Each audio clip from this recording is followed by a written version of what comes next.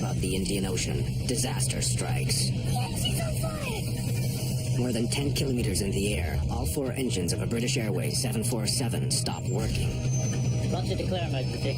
Mayday, mayday, mayday, Speedbird 9. The cabin is filling with smoke, and the jet is falling toward the ocean. Standby ignition on. The crew fight to keep their plane from crashing into the sea, and struggle to understand what's crippled their massive jet.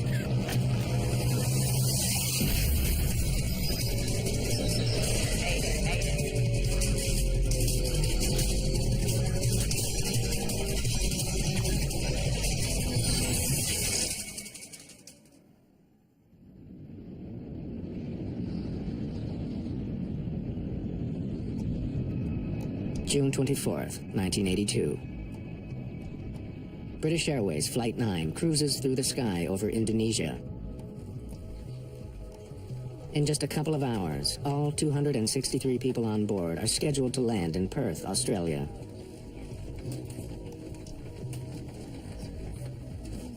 Phyllis Welch and her daughter, Betty Tootle, are seated in cabin E at the very back of this enormous jet. How's that heroine of yours, Fanny Price, faring? Well, she's having a tough old time at Mansfield Park. It's a good place for me to spend a few hours. Wouldn't mind being there myself. It's all right, Mum, we'll get there. We had already traversed at least 2 time zones. We were very tired. We had flown through Bombay, through Kuala Lumpur, hadn't been able to get much sleep, if any, and it was a dark, pitch-black night. Ahead of Betty and Phyllis, Charles Capewell is returning home to Perth with his 2 boys, Chaz and Stephen. Right, settle down, lads. Come on. Time for a nap. Get back to your seat. Oh. What, do you want to sleep here? All right.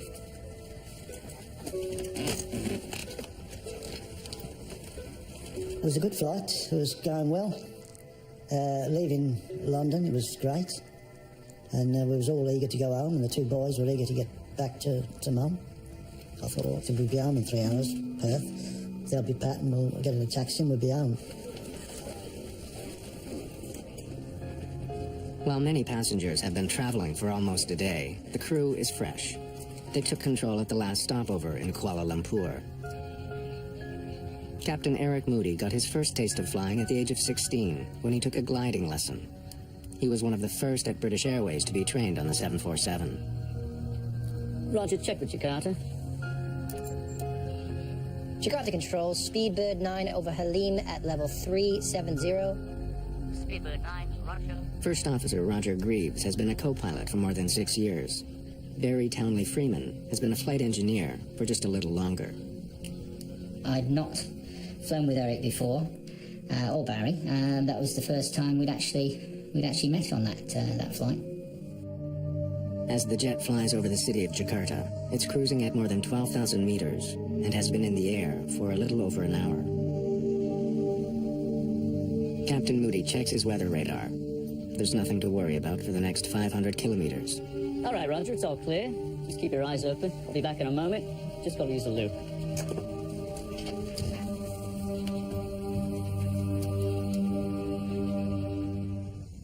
Back in the cabin, many of the passengers have fallen asleep. While Charles Capewell and his sons doze, an ominous haze appears above their heads. It is still legal to smoke on passenger jets in 1982, but to the cabin crew, this smoke seems thicker than normal. Seems to be a lot of smoke out there. They begin to worry that a small fire may be smoldering somewhere on the plane. Maybe someone lit up in the toilet. Let's go see if we can find it. A fire at 12,000 meters is a terrifying prospect. If there's a blaze somewhere, the crew must find it immediately.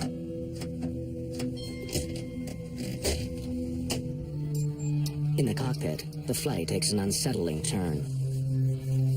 Barry and I were just sitting there minding the shop. Pitch dark night, of course. And then we started to get these pinpricks of light on the windscreen. St. Elmo's fire? I don't think so. St. Elmo's fire is a natural phenomenon that is sometimes seen when planes fly through highly charged thunderclouds. It's a harmless discharge of electricity, but there aren't supposed to be any thunderclouds tonight. Anything on the radar?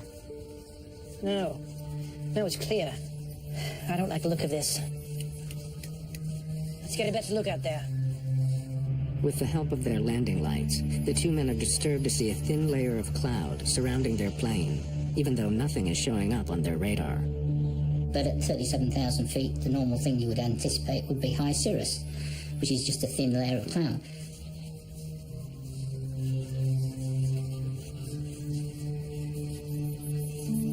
I think we better get the captain back up here.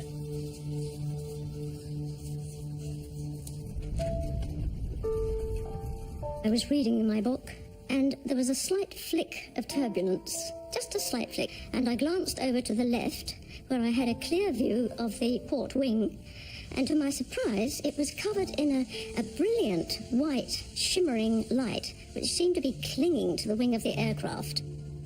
I carried on reading, but I found that I kept reading the same paragraph over and over again and not taking in a word of it. I just didn't know what was happening. In the cabin, the smoke begins to thicken. Stewards have been unable to figure out where it's coming from. If there's a fire, they can't find it. All right, well, go see that the passengers are comfortable.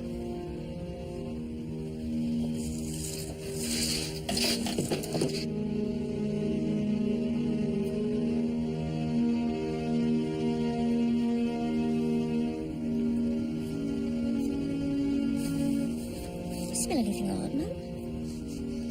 Seems rather smoky in here. I noticed that thick smoke was pouring into the cabin through the vents above the windows. And that was a very sobering sight. Turkish cigarettes?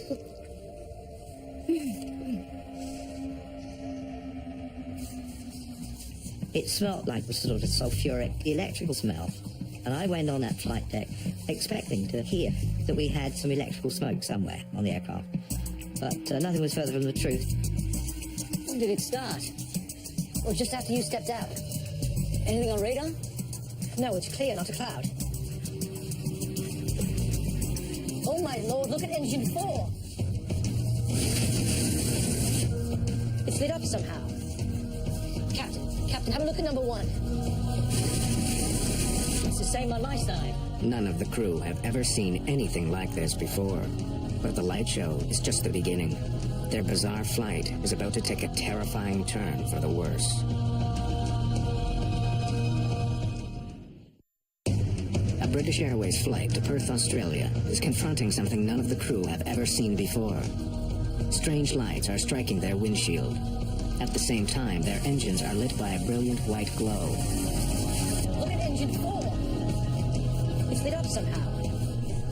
Inside the cabin, smoke is growing thicker. Chief Steward Graham Skinner is organizing an intense but quiet search for a fire.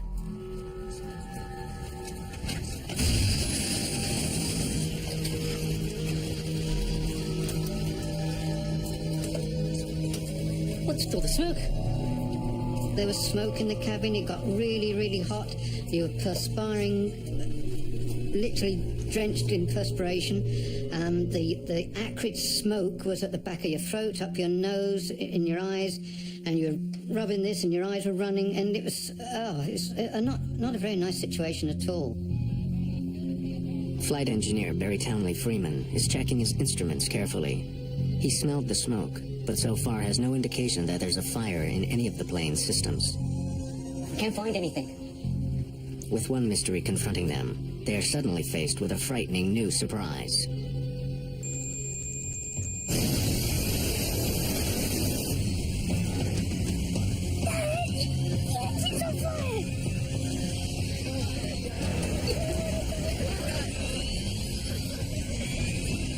The whole of the wing was a sheet of light. And I thought, well, I said, oh, you better close that because we don't know what's that. Cheers.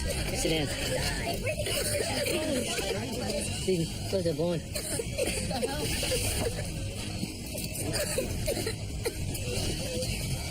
Then I realised that, something was dramatically wrong. There were huge flames coming out of the back of the engines. 20, some people said 40 feet long. These huge jets of sheer flame shooting out of the back of all the engines. Is it going to penetrate from the outside of the aircraft? Is it going to come into the cabin? Are we going to burn to death? Are we going to choke to death on the smoke? What's going to happen? What's causing it? What are we going to do about it? As fire engulfs the engines, one of them revs loudly and shuts down. Engine failure. Number 4. Fire action, number 4. Checklist powering gear. Set. Thrust lever. Closed. Start lever. Off. Once one engine fails, you call for the drill to shut that one down. You have drills for certain things so that you don't fly together as a crew forever. You can fly with different people then, and you can standardize the operations. The instruments don't show a fire on the plane, but the passengers can see flames erupting from the engines and stretching along the side of the 747. We were in trouble. They knew, that, as long as they were, they knew we were in bad trouble. And they sort of just looked at me as if to say, well, what are we doing now, Dad? If anything's going to happen, I want to be close to you. Oh, please.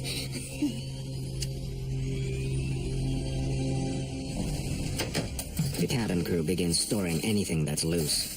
They don't want dishes or bottles flying around the cabin if the plane begins to dive. Don't worry, just friction. If I was misleading them, then that was for a reason, because I didn't want to get as upset as I felt. I just couldn't believe it. And, and this is going from my mind, and yet I'm chatting to the passengers and chatting to the crew, saying, oh, yeah, nothing to worry about. Yeah, it's just a little hiccup, The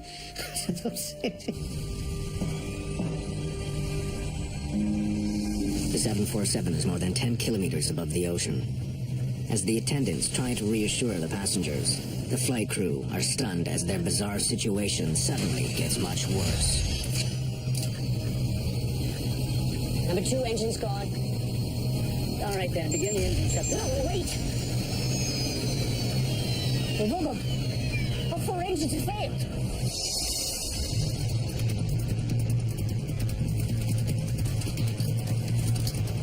The other 3 just went out almost immediately. And that's when it begins to be a serious emergency. Those engines made a grating, rumbling sound, almost like a cement mixer. And then, gradually, the noise just disappeared and they became silent. A minute and a half, we've gone from 4 engines running normally to having none. Roger, declare emergency. Mayday, Mayday, Mayday, Speedbird 9. We have lost all 4 engines out of 370. Mayday, Mayday, Mayday, Speedbird 9. We have lost all 4 engines. With no engine power and no idea what has crippled their plane, British Airways Flight 9 begins falling from the sky. Jakarta Control, Speedbird 9. We have lost all 4 engines, now out of 360. First Officer Roger Greaves has trouble getting his message across. Speedbird 9, have you got a problem? Jakarta Control, Speedbird 9. We have lost all 4 engines. Repeat, all 4 engines. Now descending through flight level 350. Speedbird 9, you have lost number 4 engine? This idiot doesn't understand. Jakarta Control, Speedbird 9. We have lost all 4 engines. Repeat, all 4 engines. Now descending through flight level 350. The air traffic control at Jakarta, unfortunately, seemed to have a slight problem in understanding what we actually were saying. Only when another plane nearby relays the Mayday call do controllers in Jakarta understand. Engines. Now descending through flight level 350. Speedbird 9, all 4 engines out. Understood? As far as they know, no 747 has ever lost power to all of its engines before. The crew has to figure out why it's happening now. I think we've cocked something up. We were concerned and worried that we'd done something wrong, to cause the whole thing. All 3 of us felt exactly the same. And it was a personal guilt in the sense of, what have I missed? What have I done wrong? Because, this kind of thing doesn't happen.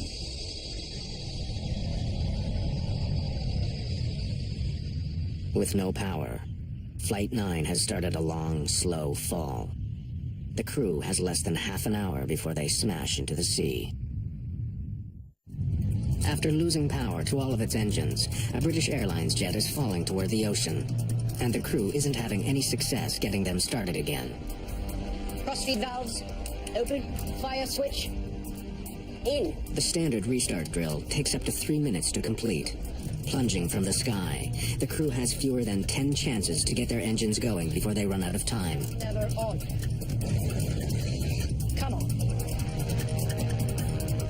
Again, gentlemen. All right, from the top. Battery, check. On. Cross-feed valves. Open. Fire switch. In. At 10,000 meters, Captain Eric Moody decides to turn the plane back to the closest airport, Halim, just outside Jakarta. But even that is too far away if he can't get at least some of the engines going again. Jakarta, Speedbird 9, turning left back to Halim, out of 300. Without the constant rumble of the engines, the cabin is quiet. Some of the passengers feel the plane beginning to descend, but without communication from the cockpit, they can only guess. The quietness was unbelievable, because it was sort of, the airplane was no engines, nothing, and it seemed to be eerie, you know, a bit surreal really, because like as if you was suspended in space or something. And all I could feel was this quietness and the whimpering from a few people that were really upset.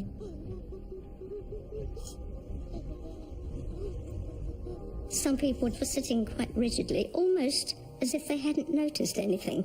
At first it was sheer fear, and then after a while it turns to acceptance. You know you're going to die. We knew we were going to die. What's going on? What's the problem? It's just a technical fault. I've been through much worse, let me tell you. Everything will be fine. I think if I'd have sat down and really thought of exactly what was happening, I don't think I would have ever got up again. One steward came up to us and said, "Are you two ladies all right?" And yes, we said we're fine, which was an absolute lie, but that's how it was. It seemed absolutely vital not to panic.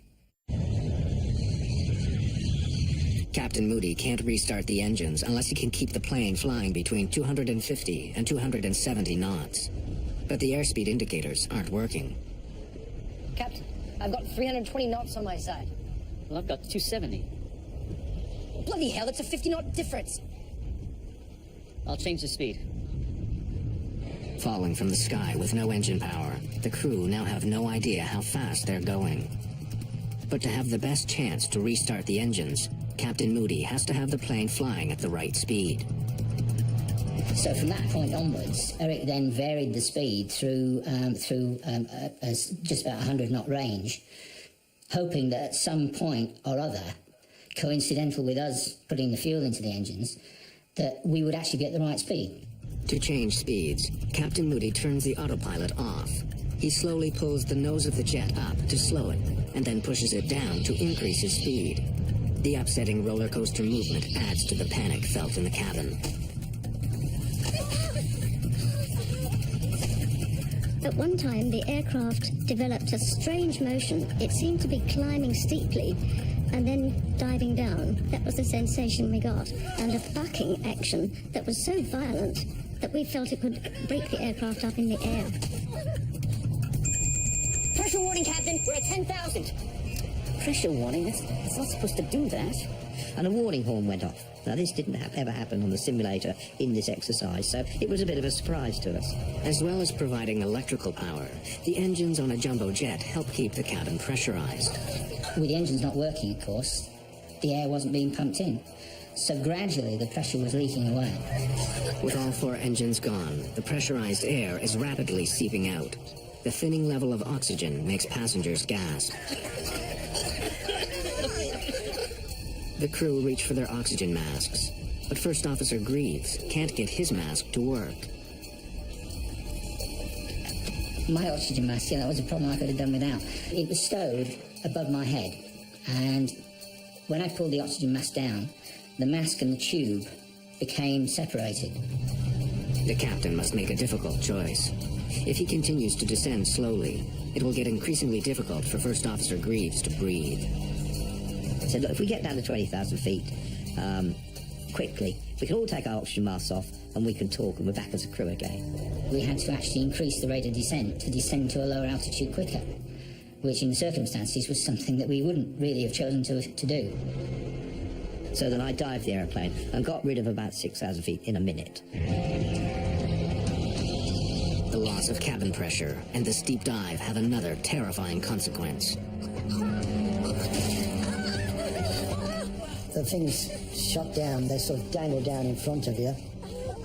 And I looked to see Stephen had got his, and Chaz had pulled his out of the socket. So I made sure that Chaz got his oxygen. I've seen a few movies on planes, and, you know, once that happens, you know you're in serious trouble. The cabin crew try to use the public address system to explain what's going on, but it's not working. Chief Steward Graham Skinner makes do with a low-tech backup.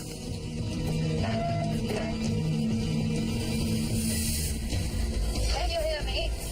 We're having a small problem with the public address system. So if you would, place your mask over your mouth and nose and breathe normally.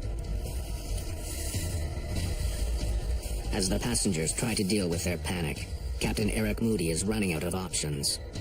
If his engines don't start soon, he'll have to turn his jet around and try landing on the open ocean in the middle of the night. High above the Indian Ocean, the seemingly impossible has occurred. All 4 engines on a British Airways 747 have stopped working, and the crew has no idea why. First Officer Roger Greaves manages to fix his broken oxygen mask, but it's a small comfort. Back on. They are gliding powerless toward the ocean. Start the restart drill. Ready? Set. Battery. Check. Off. Standby power. On. Anything? Come on, anything? No. All right, then. Take from the top. Battery. Check. Off. Greaves and engineer Barry Townley Freeman have actually shortened the standard restart drill. They hope it will give them more chances to get the engines going, but so far nothing's working. Come on, you old son.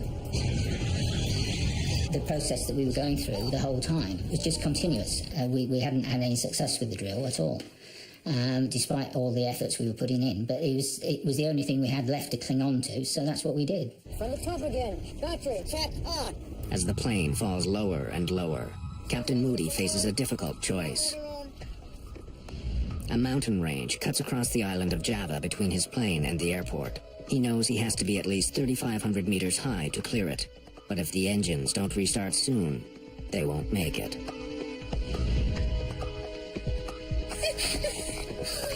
Without power, his only other option is landing at night in the middle of the ocean. At this rate, the plane will crash in a matter of minutes. It's just a question of where. All right, are we getting something? It's not starting. I knew it was so difficult to land aeroplanes on the sea, even when you had everything going for you. And I thought that, well, we haven't got much going for us here. I'd never done it before. Hiding his concern, Captain Moody addresses the passengers and crew. Ladies and gentlemen, this is your captain speaking. We have a small problem. All 4 engines have stopped. We're doing our damnedest to get it under control. I trust you are not in too much distress.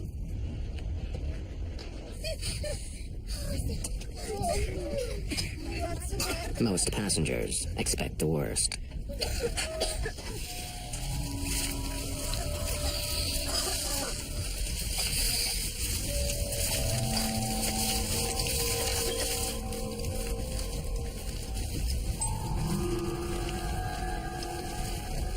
Ma, in trouble.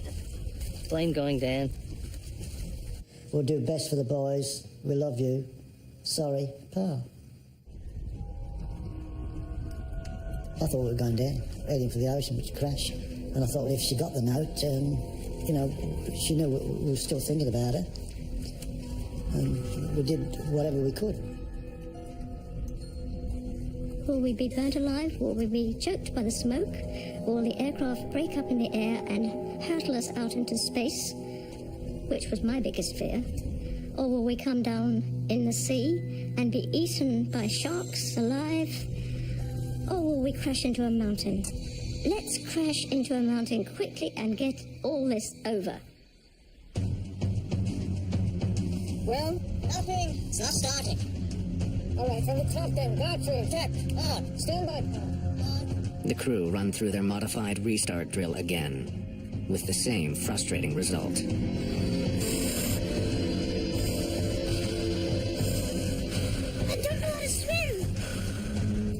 I couldn't swim anyway, so I thought, well, you know, I'm doomed anyway. And I just hoped that maybe one of the passengers might help the two boys to make sure that they could stay afloat. Well, anything? No. All right, then, from the top again, battery. We had very few chances left of starting the engines before having to turn out to sea again, because we wouldn't have been able to clear the mountains on the south coast of Java.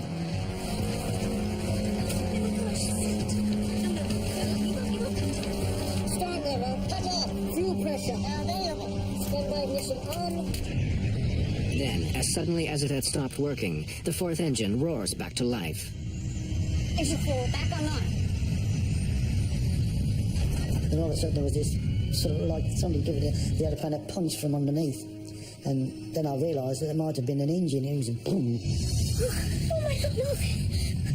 A 747 can fly with one engine, but Captain Moody knows that just one engine still won't give him enough power to clear the mountains. The glass now is half full, it's not half empty. We're now in with a real chance, and I tell you what, the three of us would have dragged that aeroplane around the whole island of Java. As the plane falls past 4,000 meters, another engine coughs and comes back to life. Engine 3, back online. It's followed quickly by the final two. Do you believe it? Engines 1 and 2, both back online. From almost certain disaster, the crippled jet is now under full power. I realised then that we could make it back to, not to Perth, but to an airport. That's all we wanted, was to land on the earth and, you know, be part of the living again. Because while we were up there, we were dead. Jakarta, Speedbird 9, we are back in business. All four... This time, local controllers have no trouble understanding the message. Speedbird 9, all 4 engines serviceable again. Confirm continuing to Halley. Affirmative, affirmative. We say, right, let's get this thing on the ground as quickly as we can. Ladies and gentlemen, this is your captain speaking. We seem to have overcome that problem and have managed to start all the engines.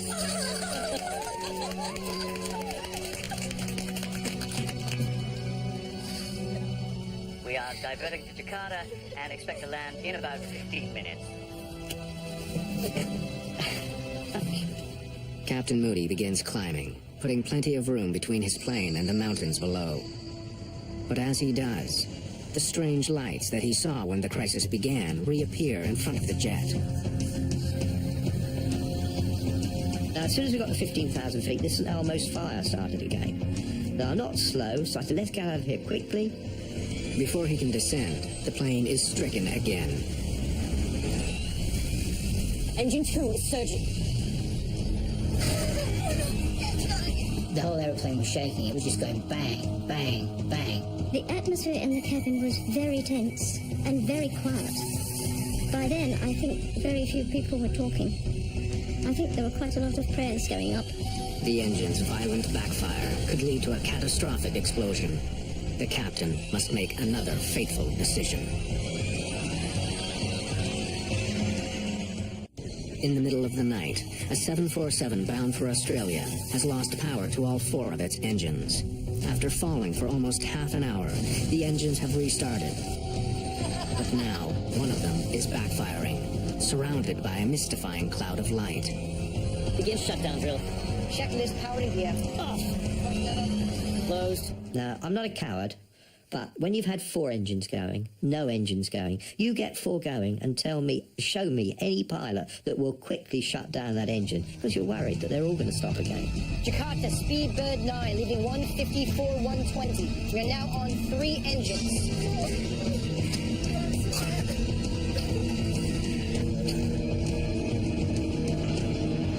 As the plane closes in on the airport, First Officer Greaves thinks the windshield is covered in moisture, making it hard to see through. And I said to Eric, it's a bit misty out there. So we turned the blowers on to kind of, like demisters on your car to try and clear that. That didn't work. I used the windscreen wipers, and that didn't work. Somehow, the glass itself has been badly damaged. For some unknown reason, I looked out the edge of my windscreen, and about a 2-inch strip down the edge on the left-hand side, I could see much more clearly, but I couldn't see anything much out the front. It was getting more and more opaque the nearer and nearer we got to the lights. The crew gets a final unwelcome surprise. Equipment on the ground that helps them descend at the proper angle isn't working. Jakarta ADC. Be advised, our glide path is unserviceable. The localizer, which gives you the left and right of the runway centre line, that was working, but the glide slope, which gives you the actual profile for the descent, was not working. After all the troubles they've been through, now the crew has to land their plane nearly blind. We then continued with Eric flying the localizer and me calling out the distance and the altitude that he should be at. 300 feet, Captain. So he was then able to adjust his rate of descent to what I was telling him as far as the glide slope was concerned. 200. 150 feet, Captain. 100. 50 feet. 30 feet.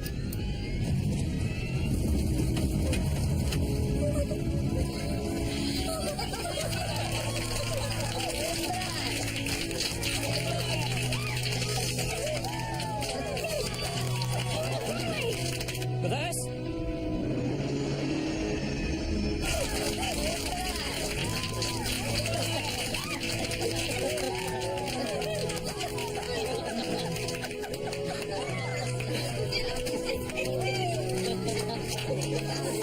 Knots, 80 knots.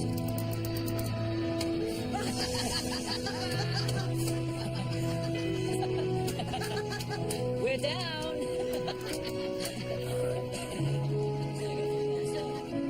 And the aeroplane just landed itself. It seemed to anyway. It kissed the earth. It was beautiful.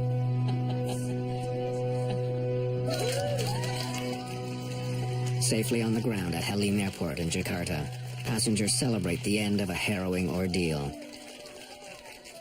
They also want to know what happened. No fire had been found, so why had smoke filled the cabin?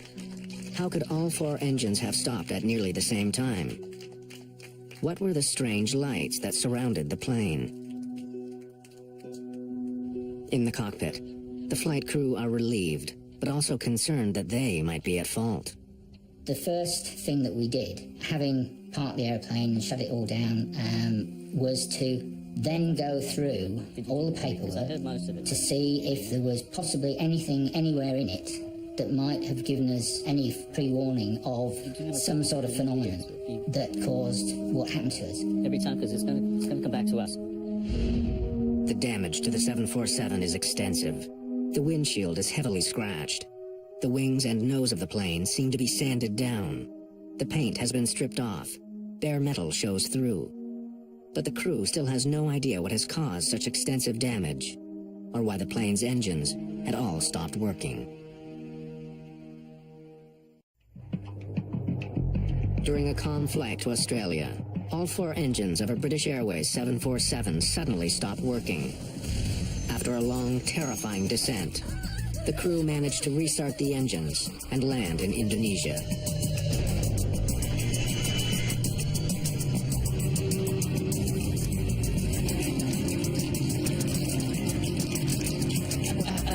That's amazing. The engines were manufactured by Rolls-Royce. Their investigation was led by a former engineer, Malcolm Grayburn. We did do a forensic analysis of the engines, and we did record it all in terms of photographic analysis, and also we did a lot of laboratory analysis. Grayburn discovered the engines were choked with fine dust, pieces of rock and sand. When it was closely studied, they learned that the debris was clearly volcanic ash. Days after their harrowing flight, the passengers and crew learned that the night they were flying, there had been a major eruption of the Mount Galunggung volcano. It's located just 160 kilometers southeast of Jakarta.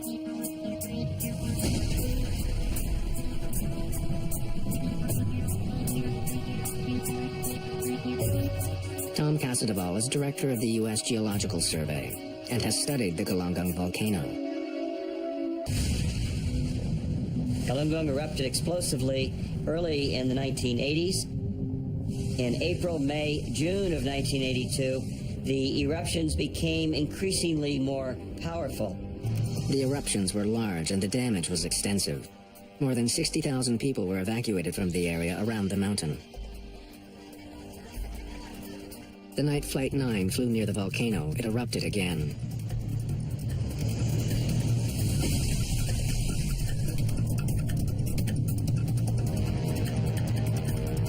As the ash cloud rose more than 15,000 meters into the night, winds pushed it to the southwest, right into the path of British Airways Flight 9. Never before had a volcanic cloud so seriously affected an airplane. Could the ash really have crippled this flight? Roger, declare emergency.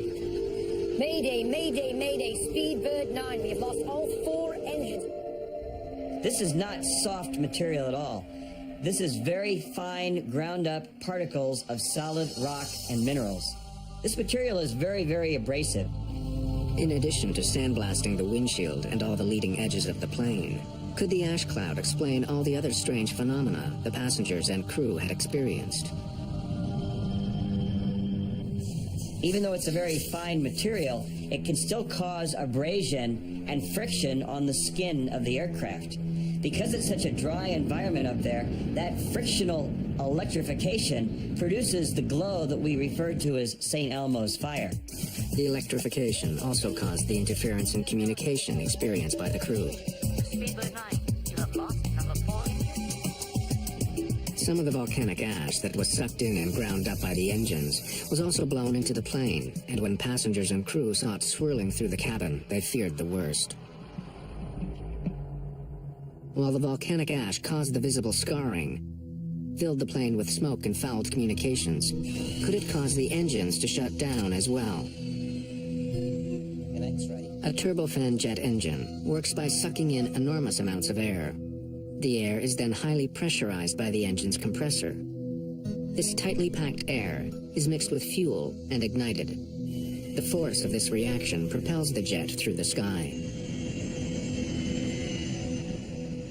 The temperature in the combustion chamber where this ash is flowing through are around 2,000 degrees centigrade. And so the volcanic ash we know melts at about 1,300, 1,400 degrees.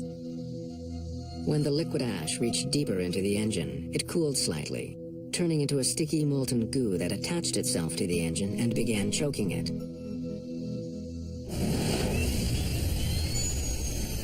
We got a fundamental disturbance of the airflow in the main core of the engine, which caused the engine to backfire, and the engine's flamed out, and that was the cause of the problem. Backfires occur when the engine isn't burning cleanly. The engine's on fire! There's too much fuel and not enough oxygen. Engine failure, number 4. Fire action, number 4. On Flight 9, the backfires were the cause of the enormous jets of flame many passengers saw behind the engines. What Grayburn found next was that a remarkable piece of chemistry saved the plane. As soon as you came out of the volcanic ash, and the engines were not running, remember, so everything cooled down, it was enough of this stuff to break off and allow the engines to restart. When enough of the molten ash was gone, the engines were clear again, and Townley Freeman's frantic efforts to restart them paid off. Engine 4, back online. We have learned quite a bit, and we've incorporated this learning into pilot training. Pilots now, for example, know what signs to look for when they might be in an ash cloud, and those signs include the odor of sulfur in the cabin, dust accumulating in the cabin, and if you're at night, you might look out and see the frictional electrification or the St. Elmo's fire on the leading edges of the aircraft. Another important lesson learned from Flight 9 is that volcanic ash clouds do not appear on normal weather radar, which reflects water. Since the clouds are dry, they're all but invisible to radar. That knowledge has led to better communications between the geologists who study volcanoes and the international airlines that fly over them.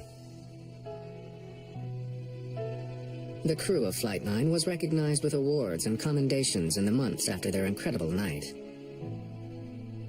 I thought the airmanship displayed by this crew during this event was absolutely fantastic. The way that they managed to guide this aircraft back down to a safe landing after having been through such extreme circumstances It was fantastic the way they recovered this aircraft. Absolutely brilliant.